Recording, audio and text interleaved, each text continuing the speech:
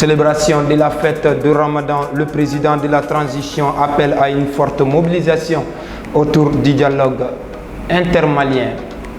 Fête de Ramadan toujours malgré la crise, le tonton ou l'art de partager la viande de mer. Suspension jusqu'à nouvel ordre des partis et associations politiques au Mali.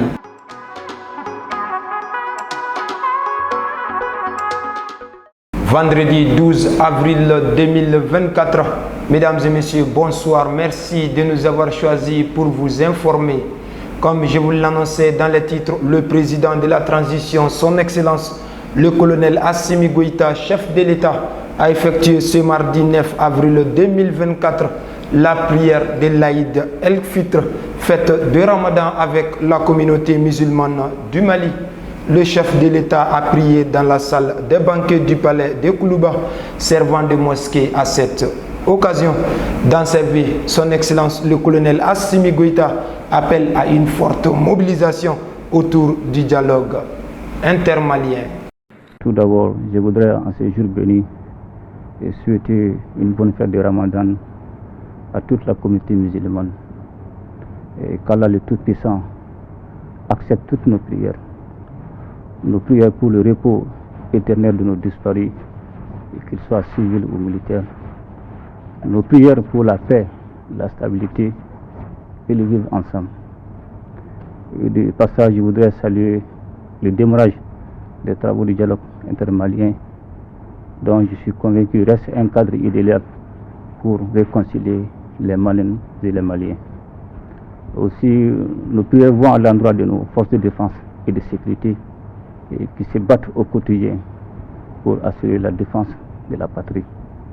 Et je voudrais aussi saluer la résilience du peuple malien face à cette crise énergétique sans précédent. Et je tiens à rassurer le peuple malien et que le gouvernement est résolument engagé pour la recherche des solutions à court, à moyen et long terme. Je voudrais aussi souhaiter bonne fête à tous nos partenaires.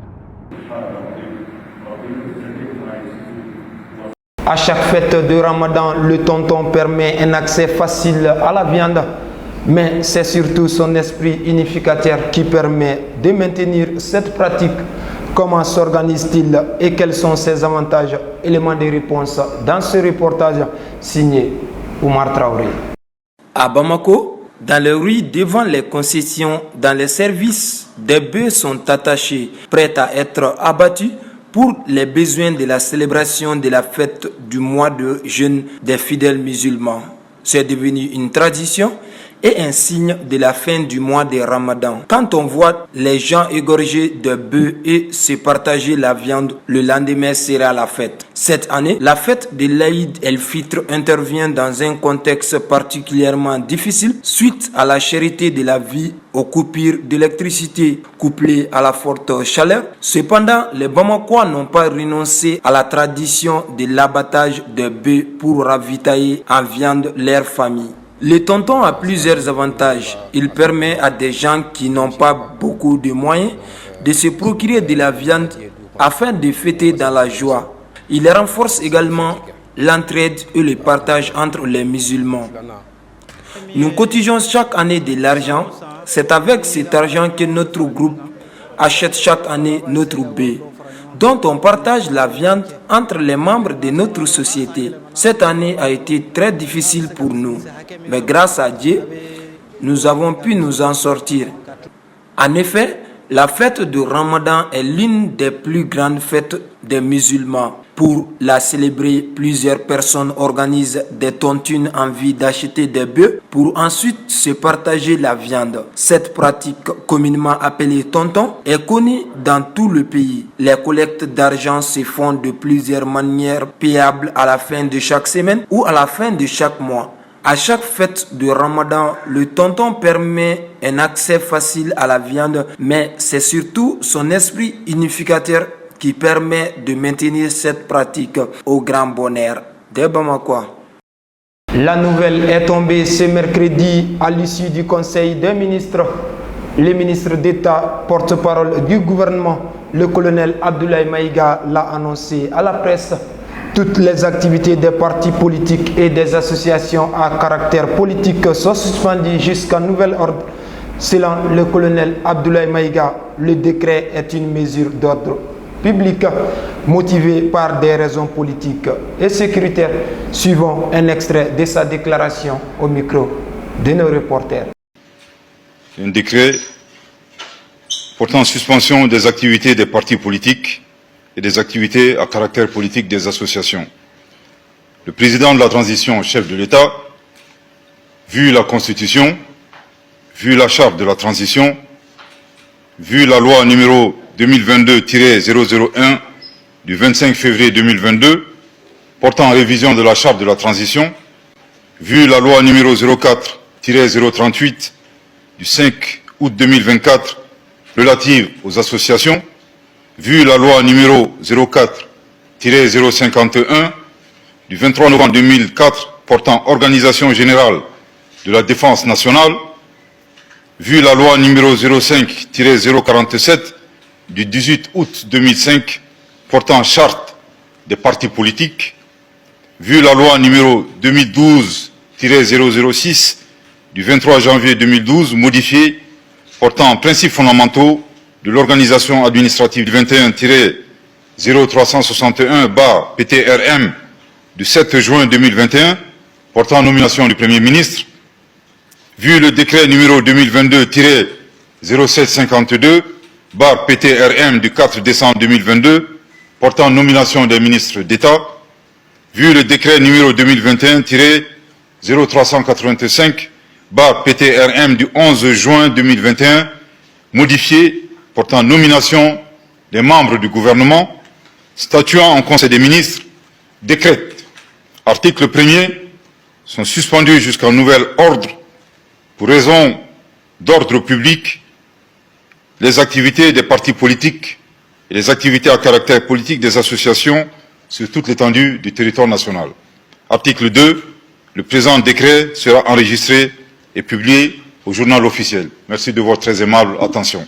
À la suite de la suspension des activités des partis politiques, la haute autorité de la communication AC invite tous les médias, radio, télé, journaux écrits et en ligne à arrêter toute diffusion et publication des activités des partis politiques et des associations à caractère politique.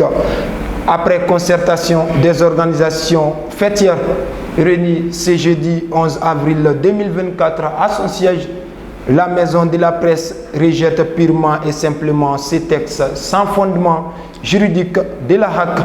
La maison de la presse appelle l'ensemble de la presse malienne à ne pas se soumettre aux injonctions de la HAC et invite les médias à rester debout, unis et mobilisés pour la défense du droit du citoyen à l'information.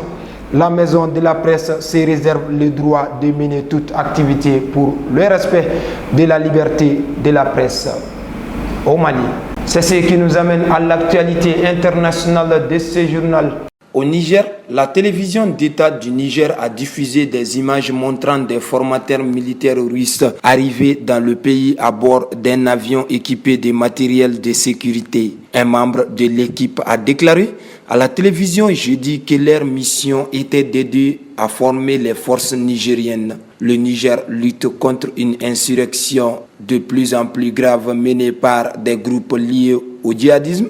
Jusqu'à présent, les États-Unis ont formé les forces nigériennes et considéré le pays comme un allié proche et stable dans une région balayée par des corps d'armée et des tentatives de coup d'État ces dernières années. Mais au début de l'année, le Niger a déclaré qu'il ne reconnaissait plus la présence américaine dans le pays. Il n'a toutefois pas encore ordonné le départ des troupes américaines, selon les responsables américain. L'émission a déclaré que l'arrivée des formateurs russes faisait suite à un appel entre le président Vladimir Poutine et les chefs militaires du pays qui cherchent à diversifier leur partenariat et à atteindre une plus grande souveraineté. Au Niger, au Kenya, des fortes pluies et des inondations ont provoqué jeudi d'énormes dégâts dans plusieurs régions du pays.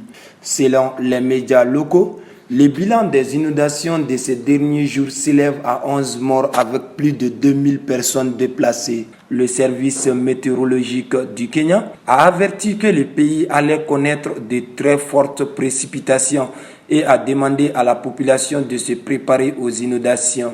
Mardi, 51 passagers ont été secourus après que leur bus a été emporté par les eaux de crue sur un pont dans le nord du pays. Terminons cette balade internationale en Afrique du Sud. L'ancien président sud-africain Jacob Zuma a comparu brièvement devant la haute cour de Johannesburg jeudi dans le cadre de son action en justice privée contre le président Cyril Ramaphosa. Il reproche au président actuel son inaction dans une autre poursuite privée qu'il a menée contre le procureur Bill Downer et la journaliste Karine Magan pour transmission d'informations confidentielles à son sujet dans le cadre de son procès pour corruption. Jacob Zuma aimerait que le procureur soit démis de ses fonctions et que le chef d'État intervienne dans cette optique. L'affaire a été reportée au 6 août 2024. L'ex-président Jacob Zuma a ajouté que son parti apportera des modifications nécessaires aux lois d'ici à ce que l'affaire revienne devant les tribunaux lorsqu'il sera au gouvernement. Ainsi s'achève cette édition. Merci à vous de l'avoir suivi et bonne suite de programme sur Malibook. L'info, toute l'info, l'information à la source. Restez connectés. Au revoir.